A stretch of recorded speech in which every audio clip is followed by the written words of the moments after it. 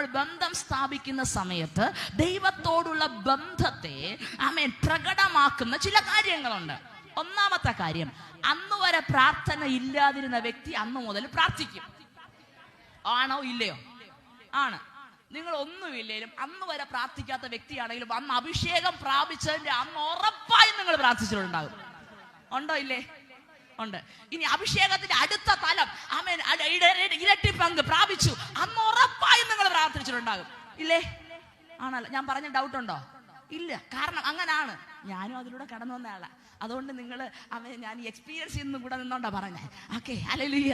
അപ്പൊ നമ്മൾ പ്രാർത്ഥിക്കും. ഒന്നോക്കേ, അപ്പൊ നമ്മൾ ദൈവമായിട്ടൊരു ബന്ധം വന്ന സമയത്ത് നമ്മൾ സ്റ്റാർട്ട് ചെയ്യുന്ന ഒരു കാര്യമുണ്ട്, അതാണ് പ്രാർത്ഥന.